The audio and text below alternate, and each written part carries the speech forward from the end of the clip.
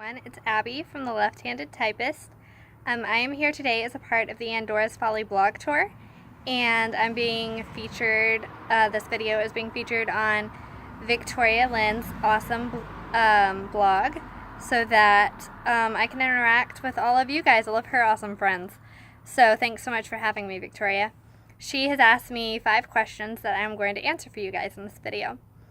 Her first question is, what is your favorite scene from Andora's Folly? My favorite scene is probably, and it's kind of a spoiler scene, so I'll try and keep spoilers to a minimum here, but it's probably the scene where Andora makes her husband really, really mad, and he goes flying out of the house, and she has to go and try and get him to come back to the house and calm down, because he's kind of temperamental, very temperamental, but it's kind of a vulnerable moment for her and for him, because they both have to get over their own pride to get over the argument, basically. And so I really liked writing that scene and seeing that scene play out. It's both, it's a good developmental scene for both of their characters, and so I enjoyed doing that a lot. I don't know if y'all can hear any of the road noise on this video, hopefully not, but not the best spot to film, but it's hard to find places, you know, with 6 younger siblings, outside's where you gotta go, so sorry. Victoria's second question was, what was your favorite scene to write?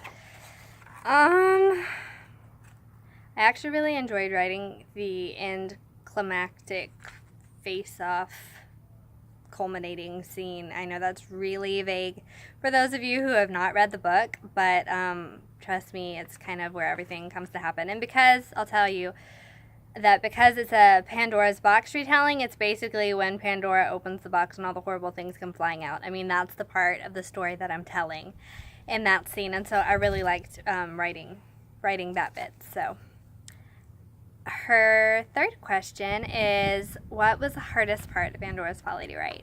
I'm not sure. I guess all the little relationship details between Andora and Theos. I had never yeah, I had never written a married couple before, and so it was really hard to feel like I was doing a good job with that, because I'm not married either, so I don't even have like any personal experience with that. I don't know. I felt like that was an area in which I was not gifted to write, but I kind of set myself up for it in this book and in the sequel to Martin Hospitality I'm working on, so I'm just gonna have to get better at it. But no one else seemed to complain too much. I did have to go back in and add some more details, but I think that was kind of the hardest aspect of the story for me to write. So hopefully that answers your question. Your fourth question was, who's your favorite character?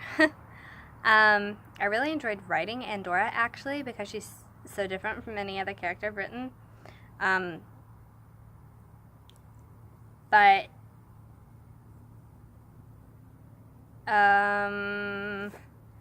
I don't know. Veros, I like a lot as a character. Everyone likes him as a character because he's just sweet. He's kind of the Josiah character of that story. But I actually really like Theos because he was a complicated character but still good. So I liked his character a lot. Actually, he's probably my favorite. And Victoria's last question for me is, how long did it take you to write Andora's Folly? I wrote the entire first draft in a month. I wrote it for Camp NaNoWriMo, which is National Novel Writing Month. So that was July of 2016. I spent that entire month and I wrote 30,000 words, which was the entire first draft. After that, I did not touch it again until March of 2017, where I printed off the entire first draft and edited it with a red pen, which was really awesome. I read it in 2 days in order to do that, and I sent it off.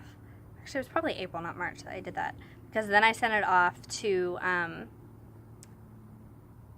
guess, alpha readers, and then I did send it to beta readers in May.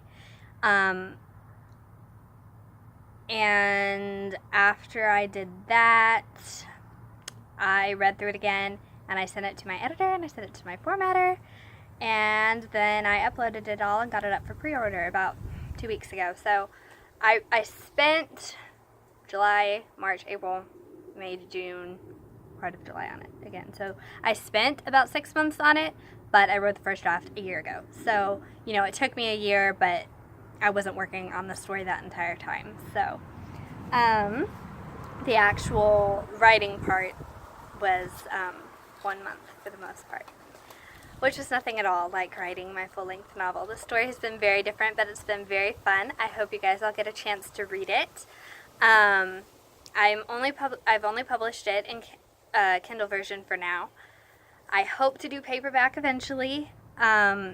I didn't want to take the time and the extra money it takes to do that right now, but hopefully I will at some point. But don't let that stop you from reading it. I would love you guys to snag a copy and to get it read, and please let me know what you think of it on Amazon. You can purchase the Kindle edition on Amazon, and until I hear what you think about it in a review, I will interact with you guys in the comments either on YouTube or on Victoria's blog. So I will look forward to seeing you guys there. Thanks so much for watching this, and thank you, Victoria, for hosting me on your blog.